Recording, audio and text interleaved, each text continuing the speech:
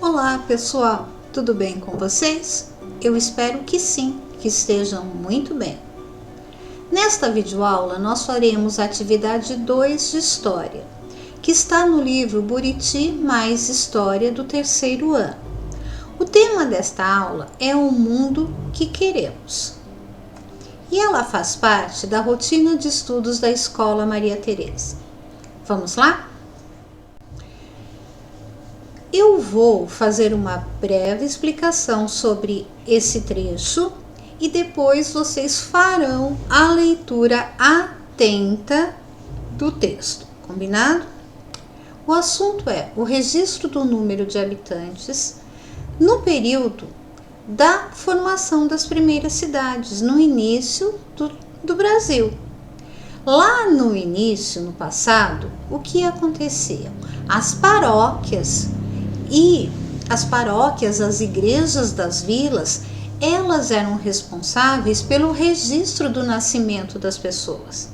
Porém, como as pessoas moravam longe, precisavam andar muito tempo a pé, de cavalo, de carroça, muitas famílias não registravam os filhos. O que é registrar? É ir até um cartório, levando um documento do hospital que comprova que a criança nasceu e a criança passa a ser registrada, a receber um documento chamado certidão de nascimento. Nessa certidão de nascimento tem o nome dos pais, o nome dos avós, a data do nascimento, a hora, o peso da criança. Naquele período não eram os cartórios que faziam esse registro, eram as igrejas, as paróquias. E por ficarem muito distantes, as pessoas acabavam não fazendo registro. E isso tinha um problema. Nunca se sabia ao certo a quantidade de pessoas que tinham em uma cidade, em uma vila ou até mesmo no país. E em 1871 foi criada a Diretoria-Geral de Estatística e em 1872 foi realizado um censo demográfico. O que é um censo? É uma contagem geral da população. E por que era feito esse censo? Para conhecer as características da população brasileira.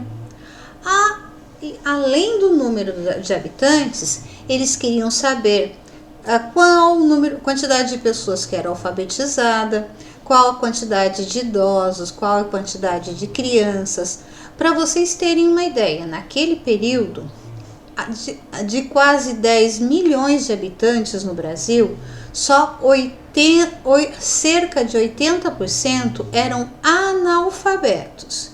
Então, a professora vai fazer uma conta simples. Se tiver 10 crianças, 2 sabem ler e escrever e 8 não sabem. Era essa a contagem.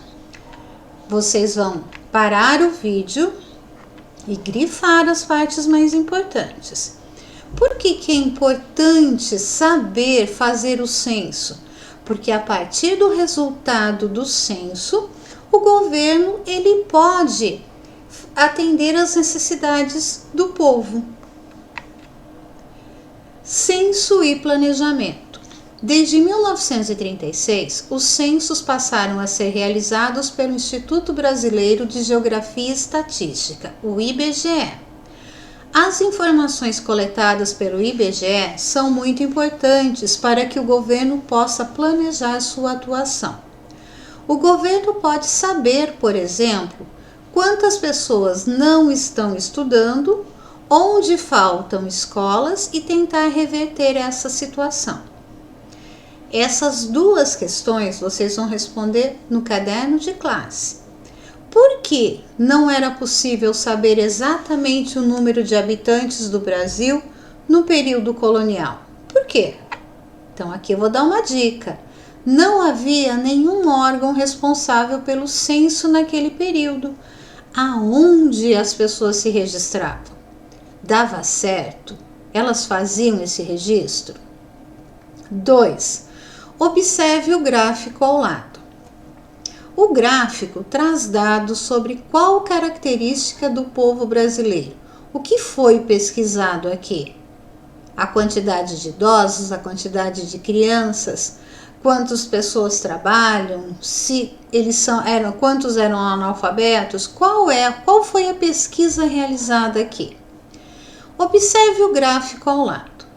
O gráfico traz dados sobre qual característica do povo brasileiro? O que mudou no ano de 1872 para o ano de 2010? O que mudou? Mudou alguma coisa? C. Que utilidade essas informações têm para o governo brasileiro? O que o governo pode fazer para melhorar essas situações? Lembrando que essas atividades elas deverão ser respondidas no caderno.